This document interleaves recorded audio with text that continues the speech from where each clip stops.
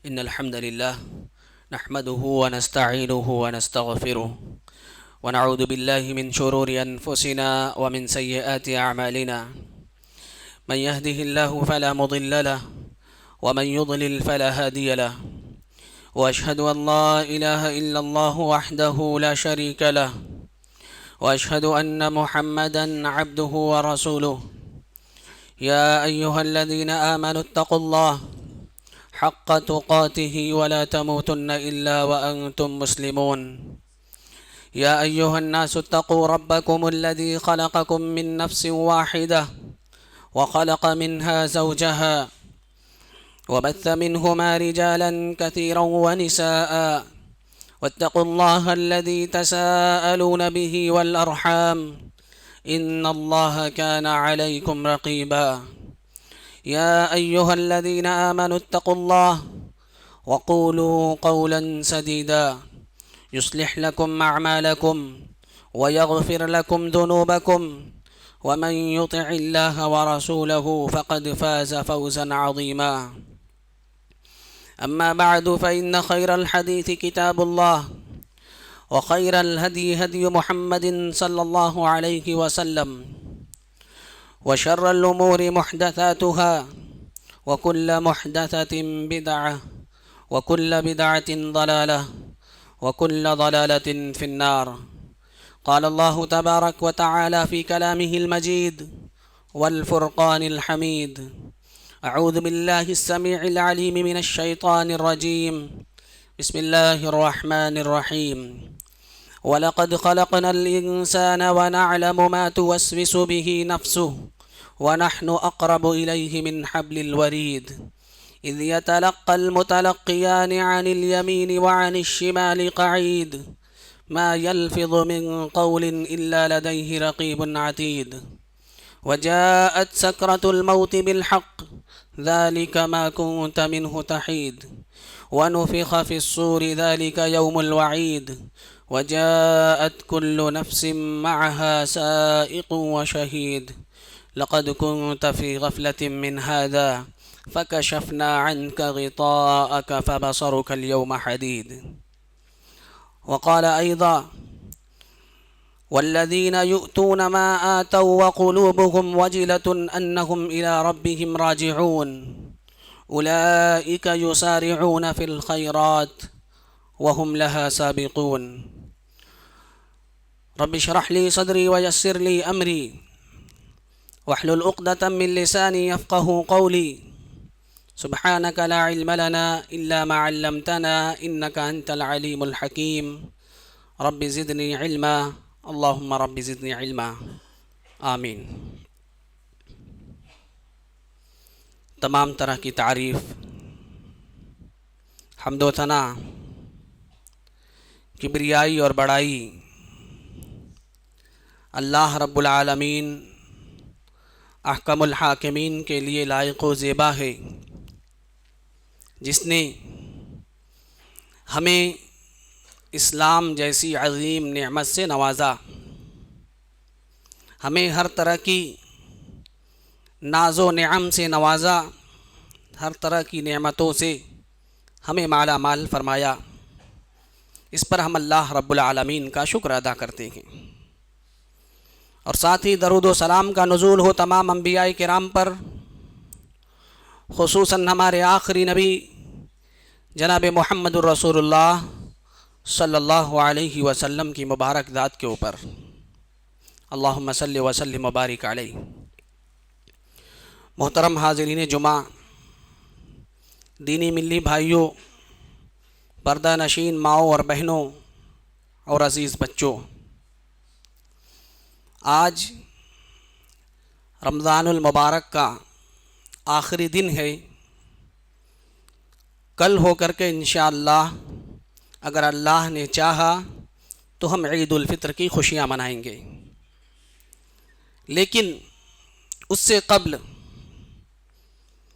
ہم نے اس مبارک مہینے کو جو پایا، اس میں اللہ تبارک و تعالی نے جس کو جتنی توفیق دی، اپنی استطاعت کے مطابق اپنی طاقت و قوت اور اپنی حیثیت کے مطابق اس نے عبادات کو انجام دیا۔ جس کو اللہ تبارک و تعالیٰ نے جتنی توفیق دی، نمازیں پڑھیں، روزوں کا اہتمام کیا، قرآن مجید کی تلاوت کی، قیام اللیل اور تراویح کا اہتمام کیا، تہجد کی پابندی کی، اتنی عبادتیں اس نے انجام دی اس مبارک مہینے کے اندر۔ لیکن ایک سوال یہ ہے کہ جو عبادتیں ہم نے اس مبارک مہینے میں کی، کیا وہ عبادتیں اللہ رب العالمین کے یہاں قابل قبول ہوئیں یا نہیں؟ ہماری عبادتیں، ہماری نیکیاں، ہماری نمازیں، ہماری تراویح، ہمارا قرآن مجید کی تلاوت کرنا، یہ اللہ تبارک و تعالیٰ کے یہاں قابل قبول ہوا یا نہیں، یا ہمارا اعمال رد کر دیا گیا؟ اس کے بارے میں جاننا، اس کے بارے میں علم رکھنا، یہ ہم سب کی ذمہ داری ہے۔ حضرت علی ابن ابی طالب رضی اللہ تعالی عنہ، جو اسلام کے چوتھے خلیفہ، ان سے پوچھا گیا تو انہوں نے کہا کہ عمل کے کرنے سے زیادہ اس بات کی فکر ہونی چاہیے کہ عمل اللہ رب العالمین کے نزدیک قبول ہو رہا ہے یا نہیں۔ کوئی بھی عمل کر رہے ہیں، چاہے نماز پڑھ رہے ہیں، قرآن کی تلاوت کر رہے ہیں، ذکر و اذکار کر رہے ہیں، اس کے کرنے سے زیادہ ہمیں اس بات کی فکر ہونی چاہیے کہ وہ عمل اللہ رب العالمین کے یہاں قبول ہو رہا ہے یا نہیں۔ اور عمل کس کا قبول ہوتا ہے، اللہ تبارک و تعالیٰ نے اس کے بارے میں بھی بیان کر دیا، انما یتقبل اللہ من المتقین۔ جن کے دلوں کے اندر اللہ کا تقوی ہوتا ہے، اللہ کا خوف اور اللہ کا ڈر ہوتا ہے، انہی لوگوں کے اعمال کو اللہ تبارک و تعالیٰ قبول کرتا ہے۔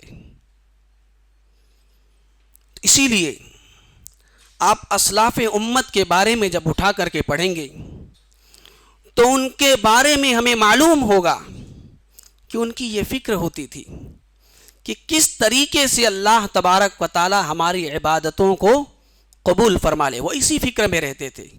عبادتوں کے کرنے کے بعد ان کی یہ فکر ہوتی تھی، ان کو یہ غم کھایا جاتا تھا، یہ فکر ستائے جاتی تھی کہ ہم نے جو عبادتیں کی ہیں، آیا وہ ہماری عبادتیں قبول ہوئیں یا نہیں ہوئیں۔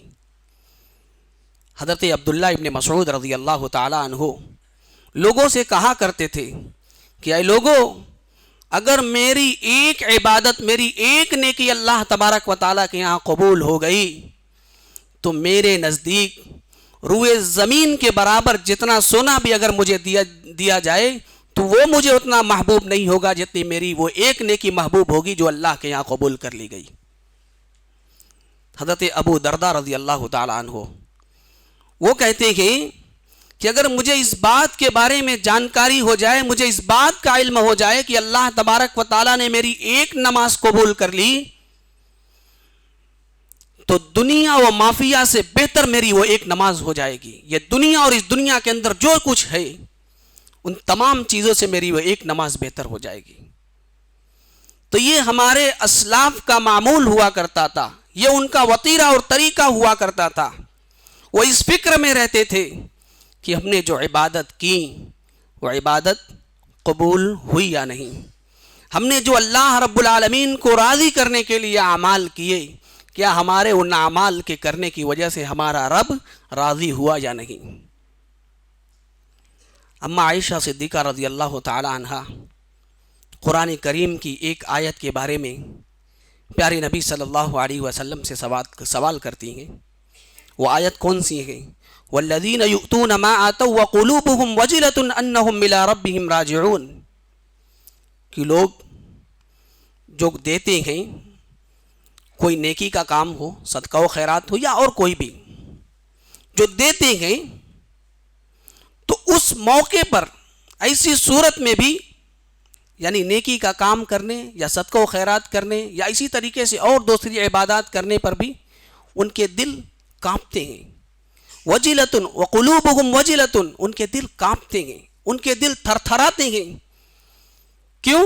انہم الی ربہم راجعون، کہ ان کو ان کے رب کے پاس جانا ہے۔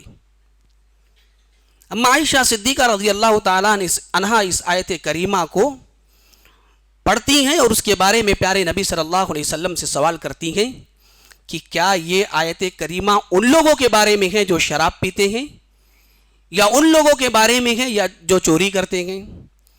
تو اللہ کے نبی صلی اللہ علیہ وسلم نے فرمایا کہ نہیں، یہ آیت کریمہ ان لوگوں کے بارے میں نہیں ہے، بلکہ یہ آیت کریمہ تو ان لوگوں کے بارے میں ہے جو عمل کرنے کے بعد اس فکر میں رہتے ہیں کہ ہمارا عمل اللہ تبارک و تعالیٰ کے یہاں قبول ہوا یا نہیں، ہم نے جو نیکی کی، جو صدقہ و خیرات کیا، جو عبادتیں کی، اللہ تبارک و تعالیٰ نے اس عبادت کو قبول کیا یا نہیں۔ یہ ترمذی کی روایت ہے، علامہ البانی رحمۃ اللہ علیہ نے اس حدیث کو صحیح قرار دیا ہے۔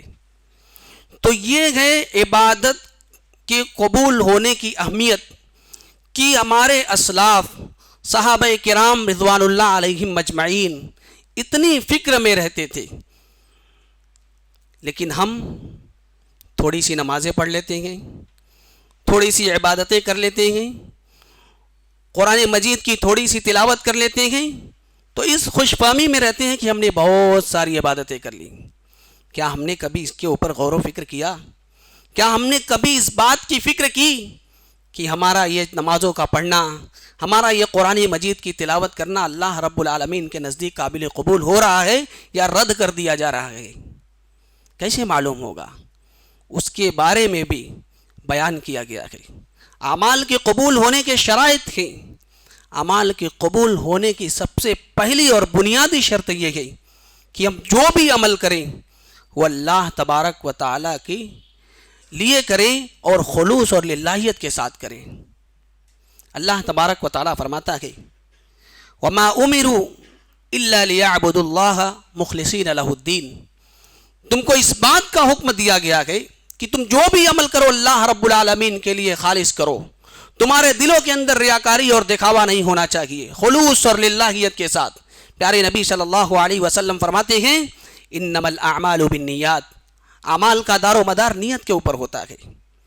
اگر تمہارے دلوں کے اندر خلوص ہوگا تمہاری عبادت قبول ہوگی، اگر خلوص و للہیت نہیں ہوگی تمہاری عبادتیں قبول نہیں ہوگی۔ اسی طریقے سے ہم جو عبادت کرتے ہیں وہ عبادت نبی آخر الزماں جناب محمد الرسول اللہ صلی اللہ علیہ وسلم کی سنت کے مطابق ہے یا نہیں ہے؟ اگر نبی کی سنت کے مطابق ہے، نبی کی قول اور آپ کے فرمان کے مطابق ہے، تب تو ہماری عبادت قبول ہوگی، ورنہ ہماری عبادت قبول نہیں ہوگی۔ یہ پہلی شرط ہے۔ دوسری شرط شرک اکبر۔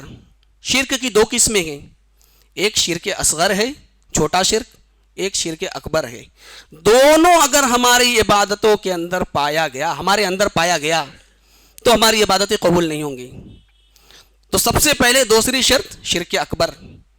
ہم لاکھ عبادتیں کر لیں، نماز پڑھ لیں، روزہ رکھ لیں، قرآن مجید کی تلاوت کر لیں، اپنے آپ کو اگر شرک سے نہیں بچا سکتے تو ہماری عبادت قبول نہیں ہوگی، کیونکہ اللہ تبارک و تعالیٰ فرماتا ہے لئن اشرکت لیحبطن عملک، اگر تم شرک کرو گے تو ہم تمہارے تمام اعمال کو برباد کر دیں گے۔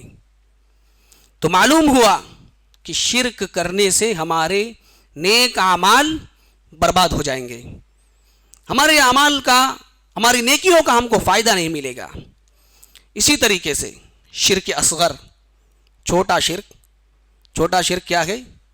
ریاکاری، دکھاوا، لوگوں کو دکھانے کے لیے عبادت کرنا۔ اللہ کے نبی صلی اللہ علیہ وسلم فرماتے ہیں ان اخوف ما اخاف علیکم، میں تمہارے سلسلے میں، تمہارے بارے میں سب سے زیادہ جس چیز کو لے کر کے ڈرتا ہوں الشرک الاصغر، وہ شرک اصغر ہے۔ کیونکہ اللہ تبارک و تعالی ریاکار کو، دکھاوے کی عبادت کرنے والوں کو قیامت کے دن جب اس اللہ کے سامنے وہ بندہ پیش ہوگا تو اللہ تبارک و تعالی ایسے بندے سے کہے گا کہ جاؤ اذهبوا الى الذين كنتم تراؤون باعمالكم في الدنيا، جاؤ اپنے اعمال کا بدلہ ان سے لے لو جن کو تم نے دنیا میں دکھا کر کے عبادتیں کی تھیں. آج ہم نمازیں پڑھتے ہیں، کوئی ہم کو دیکھ رہا ہوتا ہے تو اپنی عبادتوں کے اندر اور خشوع و خضوع لانے کی کوشش کرتے ہیں. ارے فلاں دیکھ رہا ہے، اچھے سے نماز پڑھ لیتے ہیں. قرآن مجید کی تلاوت کر رہے ہیں تو آواز کو اچھی آواز بنانے کی کوشش کرتے ہیں، بہترین بنانے کی کوشش کرتے ہیں، تاکہ لوگ کہیں ارے فلاں بڑا اچھا پڑھتا ہے، بڑی اچھی تلاوت ہے، بڑی اچھی آواز ہے. اسی طریقے سے صدقہ و خیرات کرتے ہیں تو دکھا کر کے کرتے ہیں، تاکہ لوگ کہیں فلاں بڑا دانی ہے، بہت زیادہ خرچ کرنے والا ہے، بڑا اللہ کے راستے میں خرچ کرتا ہے. یہ ریاکاری ہے.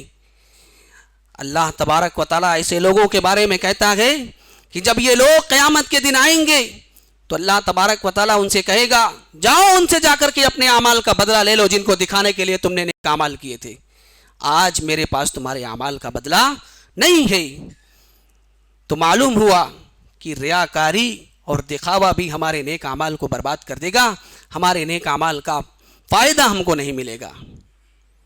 چوتھی چیز، گناہوں سے بچنا. ہم نیکی بھی کر رہے ہیں، گناہ بھی کر رہے ہیں، نیکی بھی کر رہے ہیں، نماز بھی پڑھ رہے ہیں، گناہ بھی کر رہے ہیں، قرآن کی تلاوت کر رہے ہیں، گناہ بھی کر رہے ہیں. اگر ہمارا یہ معمول ہے، ہماری یہ حالت ہے، تو ہم کو ہماری نیکیوں کا فائدہ، ہمارے اعمال کا فائدہ نہیں ملے گا. اللہ کے نبی صلی اللہ علیہ وسلم فرماتے ہیں کہ اللہ تبارک و تعالیٰ کو من لم یدع قول الزور والعمل به والجہل فلیس للہ حاجۃ ان یدع طعامہ وشرابہ. جو شخص جھوٹ بولنا نہیں چھوڑتا، اپنی زبان سے جھوٹ بولنا نہیں چھوڑتا، اپنی زبان کا غلط استعمال کرنا بند نہیں کرتا، اسی طریقے سے جہالت کے کام کو، جاہلیت کے کام کو نہیں چھوڑتا، اور اناپ شناپ بکتا رہتا ہے، فلیس للہ حاجۃ ان یدع طعامہ وشرابہ. تو ایسے لوگوں کو کوئی ضرورت نہیں ہے، اللہ تبارک و تعالیٰ کو ایسے لوگوں کی کوئی ضرورت نہیں ہے کہ وہ بھوکا اور پیاسا رہے، وہ کھائے پیے. تو معلوم ہوتا ہے کہ اگر ہم روزے کی حالت میں ہیں، جھوٹ بول رہے ہیں، غیبت کر رہے ہیں، لوگوں کے ساتھ لڑائی جھگڑا کر رہے ہیں، گالی گلوچ کر رہے ہیں، تو ہمارے روزہ رکھنے کا ہم کو کوئی فائدہ نہیں ملے گا. تو اس سے یہ معلوم ہوتا ہے کہ اگر ہمیں اپنے اعمال کو قبول کروانا ہے، ہمیں اپنے نیکیوں سے فائدہ اٹھانا ہے، تو ہمیں گناہوں سے بچنا ہوگا، اپنے آپ کو گناہوں سے بچا کر کے رکھنا ہوگا، تبھی ہماری نیکیوں کا فائدہ ہم کو ملے گا، ورنہ ہماری نیکیوں کا، ہمارے اعمال کا فائدہ ہم کو نہیں ملے گا، اور ہمارا عمل اللہ رب العالمین کے قابل قبول نہیں ہوگا. آخری چیز، لوگوں کی حق تلفی کرنا، لوگوں کا حق مارنا، لوگوں کا حق کھا جانا، اس سے بھی اللہ تبارک و تعالی ہمارے اعمال کو قبول نہیں کرتا ہے. اللہ کے نبی صلی اللہ علیہ وسلم صحابہ کرام سے پوچھتے ہیں اتدرون من المفلس، اے میرے صحابہ کیا تم جانتے ہو کہ مفلس کون ہے، غریب کون ہے؟ تو اللہ کے نبی صلی اللہ علیہ وسلم سے صحابہ کرام رضوان اللہ علیہم اجمعین کہتے ہیں المفلس فینا من لا درہم لہ ولا متاع. مفلس وہ ہے جس کے پاس درہم و دینار نہ ہو، ساز و سامان نہ ہو، وہ مفلس ہے، وہ غریب ہے. تو اللہ کے نبی صلی اللہ علیہ وسلم نے فرمایا کہ نہیں، وہ مفلس نہیں ہے، بلکہ میری امت کا مفلس وہ ہے یأتی یوم القیامت بصلاۃ وصیام وصدقہ، جو قیامت کے دن آئے گا اس حالت میں آئے گا کہ اس نے بہت زیادہ نمازیں پڑھی ہوں گی، روزوں کا اہتمام کرنے والا ہوگا، صدقہ و خیرات کرنے والا ہوگا، ان کے ان اعمال کی وجہ سے اس کے پاس نیکیوں کا انبار ہوگا، نیکیوں کا ایک بڑا پہاڑ اس کے پاس ہوگا. اور اللہ تبارک و تعالی ایسے بندے کے بارے میں کہے گا کہ اس کو جنت کے اندر داخل کر دو. لیکن جب اس کو حکم دیا جائے گا، ادھر سے اس کے خلاف لوگ دعوے دار کھڑے ہو جائیں گے. ایک شخص آئے گا، وہ کہے گا اے اللہ تبارک و تعالی، یہ دنیا کے اندر اس نے مجھے گالی دی تھی، اے رب کائنات تو جانتا ہے کہ جب اس نے مجھے گالی دی تھی تو میں نے اس کو پلٹ کر کے جواب نہیں دیا تھا، مجھے آج اس کا بدلہ چاہیے. اللہ تبارک و تعالیٰ اس کی نیکیاں اٹھا کر کے اس کو دے دے گا. دوسرا شخص آئے گا جس کو مارا تھا، وَيَأْتِي قَدْ شَتَمَ هَذَا وَضَرَبَ هَذَا وَأَكَلَ مَالَ هَذَا، کسی کو گالی دیا ہوگا، کسی کو مارا ہوگا، کسی کے مال کو ناحق طریقے سے کھایا ہوگا، وہ تمام کے تمام لوگ اس کے خلاف کھڑے ہو جائیں گے اور اس کے پاس اللہ تبارک و تعالیٰ کے یہاں فریاد کریں گے کہ اس نے میرے مال کو ناحق طریقے سے کھا لیا تھا، میرے مال کو ناجائز طریقے سے قبضہ کر لیا تھا، اس نے مجھے مارا تھا، میرے اوپر ظلم کیا تھا۔ تمام کے تمام لوگ اس کے خلاف کھڑے ہو جائیں گے اور اس کی نیکیاں اٹھا کر کے ان لوگوں کو دے دیا جائے گا۔ نیکیاں ختم ہو گئی، لوگ ابھی باقی ہیں۔ اس کے بعد اللہ تبارک و تعالی ان کی برائیاں اٹھا کر کے اس کے اوپر لاد دے گا۔ فطرحت علیہ، پھر فرشتوں کو حکم دے گا اس کو جہنم میں پھینک دو، ثم طرح فی النار، پھر اس کو جہنم کے اندر پھینک دیا جائے گا۔ تو اس سے معلوم ہوتا ہے کہ اگر ہم اعمال کرتے ہیں نیکی کا، خیر کا، ثواب کا کام کرتے ہیں، لیکن اگر ہم اپنی زبان کو کنٹرول میں نہیں رکھتے، ہمارا ہاتھ ہمارے قابو میں نہیں ہے، ہم لوگوں کا مال ناجائز طریقے سے کھاتے ہیں، تو اس بات کو ہمیں اچھی طریقے سے سمجھ لینا چاہیے کہ ہماری عبادتیں قبول نہیں ہوں گی، بلکہ ہماری عبادتیں ہمارے منہ پر مار دی جائیں گی، اللہ تبارک و تعالیٰ کے یہاں ہماری عبادتیں رد کر دی جائیں گی۔ یہ ہے عبادت کے قبول ہونے کے شرائط۔ ان تمام شرائط کو ہم اپنے سامنے رکھیں اور ہم اپنا جائزہ لیں، اپنا محاسبہ کریں کہ کیا ہم ان شرطوں کے مطابق کھرے اتر رہے ہیں یا نہیں، ہمارے اندر وہ شرائط پائی جا رہی ہیں یا نہیں۔ اگر ہمارے اندر یہ شرائط پائی جا رہی ہیں، اگر ہم ان خوبیوں کو ہم اپناتے ہیں، یہ خوبیاں ہمارے اندر پائی جا رہی ہیں، تو یقین مانیے کہ ہم نے جو اس مبارک مہینے میں عبادتیں کی ہیں، ان عبادتوں کا اجر و ثواب انشاءاللہ ہمیں اللہ رب العالمین کے یہاں ضرور ملے گا، ہماری عبادتیں قبول ضرور ہوں گی۔ ورنہ اگر یہ چیزیں نہیں پائی جاتی، ان شرطوں کے مطابق اگر ہم کھرے نہیں اترتے، تو ہماری عبادتیں اللہ رب العالمین کے یہاں قبول نہیں ہوگی۔ ایک شرط اور ہے، وہ شرط ہے تقوی۔ جو آیت کریمہ میں نے پڑھی، انما یتقبل اللہ من المتقین، اللہ تبارک و تعالی متقی لوگوں کی عبادتوں کو قبول کرتا ہے جن کے دلوں کے اندر تقوی ہوتا ہے۔ یہ سورہ مائدہ کی آیت کریمہ ہے۔ اللہ سبحانہ و تعالی نے حضرت آدم علیہ السلام کے دو بیٹوں کا تذکرہ کیا اور کہا کہ دونوں کو قربانی کرنے کا حکم دیا گیا، ایک کی قربانی قبول ہوئی، ایک کی قربانی قبول نہیں ہوئی۔ تو جس کی قربانی قبول ہوئی، اللہ تبارک و تعالیٰ نے اس کے بارے میں کہا انما یتقبل اللہ من المتقین۔ جو متقی ہوتے ہیں، جو اللہ تبارک و تعالیٰ کا تقوی رکھنے والے ہوتے ہیں، ان کی عبادت کو اللہ تبارک و تعالیٰ قبول کرتا ہے۔ تو معلوم ہوا کہ ہمارے دلوں کے اندر اگر تقوی ہے تو ہماری عبادت قبول ہوگی۔ تو ان تمام شرائط کو ہم اپنے سامنے رکھ کر کے اپنا محاسبہ کریں۔ کسی کے اوپر انگلی اٹھانے کی ضرورت نہیں ہے، کسی کو کچھ کہنے کی ضرورت نہیں ہے، ہر شخص اپنا اپنا محاسبہ کرے۔ اللہ تبارک و تعالیٰ سے دعا ہے کہ اللہ تبارک و تعالیٰ ہم تمام لوگوں کو زیادہ سے زیادہ اپنی عبادتوں کے اوپر فکر کرنے، اپنی عبادتوں کے بارے میں غور کرنے کی توفیق عطا فرمائے۔ رب العالمین ہم نے جو مبارک مہینے میں نیکیاں کی ہیں، ہماری نیکیوں کو، ہماری عبادتوں کو قبول فرمائے، آمین۔ وما توفیق الا باللہ العلی العظیم۔ الحمد للہ رب العالمین وبک نستعین والصلاة والسلام علی سید الانبیاء والمرسلین نبینا و مولانا محمد وعلی آلہ وصحبہ اجمعین، اما بعد۔ قال الله تبارك وتعالى ولتكملوا العدة ولتكبروا الله على ما هداكم ولعلكم تشكرون۔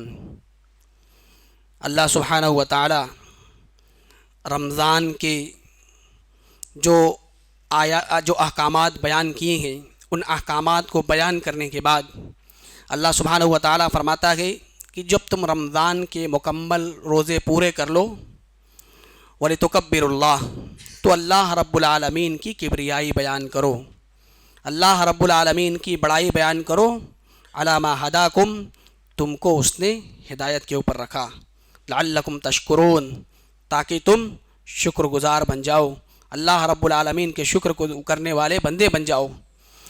تو اس کے اندر اللہ تبارک و تعالیٰ نے ہمیں عید الفطر کی بارے میں بیان کیا۔ عید الفطر کے موقع پر ہم لوگ کیا کرتے ہیں؟ اللہ رب العالمین کی کبریائی بیان کرتے ہیں، اللہ اکبر کبیرہ والحمد للہ کثیرہ وسبحان اللہ بکرۃ و اصیلا، یہ کلمات ہم اپنی زبان سے دہراتے ہیں۔ عیدگاہ جانے کے متعلق اور عید الفطر کے متعلق چند باتیں میں آپ کے سامنے بیان کر کے اپنی باتیں ختم کروں گا۔ عید الفطر کے مسائل کیا ہیں؟ ایک مسلمان سب سے پہلے عید کا چاند دیکھے۔ آج کل چاند دیکھنے کا اہتمام ختم ہو گیا ہے، سب کوئی سوشل میڈیا پر چاند تلاش کرتا رہتا ہے۔ پہلے لوگ چاند دیکھتے تھے اور چاند دیکھنے کے بعد پھر روزہ اور عید اور بقرعید مناتے تھے۔ اب حالت یہ ہے کہ سب کوئی سوشل میڈیا پر چاند دیکھتا ہے، اور ہوتا یہ ہے کہ دنیا بھر کے اختلافات ہوتے ہیں رؤیت کو لے کر کے۔ بہرحال تو سب سے پہلے چاند دیکھیں، چاند دیکھنے کی دعا پڑھیں، اس کے بعد عید کے دن فجر کی نماز میں خصوصیت کے ساتھ شامل شرکت کرنا چاہیے، ادائیگی کرنی چاہیے۔ ہوتا یہ ہے کہ لوگ رمضان ختم ہوتے ہی مسجدوں سے غائب ہو جاتے ہیں، پھر کیا فجر، کیا ظہر، کیا عصر، کیا مغرب، پوری طریقے سے غائب۔ یہ چیزیں نہیں ہونا چاہیے۔ اللہ کے تبارک و تعالیٰ فرماتا ہے وَلَا تَكُونُوا كَالَّتِي نَقَضَتْ غَزْلَهَا مِن بَعْدِ قُوَّةٍ أَنْكَاثًا، کہ تم اس عورت کی طریقے سے مت ہو جاؤ جو عبادت کو، جو دھاگا بنانے کے بعد جو بڑی محنت سے دھاگا تیار کرتی ہے، اور دھاگا جب تیار ہوتا ہے تو اس کو قینچی سے کاٹ ڈالتی ہے، ٹکڑے ٹکڑے کر ڈالتی ہے۔ یعنی عبادت کو ایک مہینہ ہم نے عبادت کیا، عبادت کو کرنے کے بعد پھر ہم پوری طریقے سے عبادت سے غافل ہو گئے، ہم نے عبادت جو ایک مہینہ عبادت کی تھی اس کے اوپر پانی پھیر دیا۔ ایسا نہیں ہونا چاہیے۔ تو عید الفطر کے دن فجر کی ادائیگی، اور عید الفطر کے لیے جب ہم نکلتے ہیں، عیدگاہ کے لیے نکلتے ہیں، تو سب سے پہلے اگر غسل کریں، وضو کریں، غسل کی حاجت ہو تو غسل کریں، وضو کریں، حسب استطاعت پاک صاف کپڑے پہنیں، نئے کپڑے پہنیں، اور اسی طریقے سے مسواک اگر میسر ہو تو مسواک بھی کر لیں، خوشبو لگائیں، خوشبو لگا کر کے تکبیر پڑھتے ہوئے عیدگاہ جائیں، تکبیر پڑھتے ہوئے عیدگاہ جائیں، اور اپنے گھر سے سب سے مین چیز کیا ہے؟ وضو کرتے ہوئے جائیں۔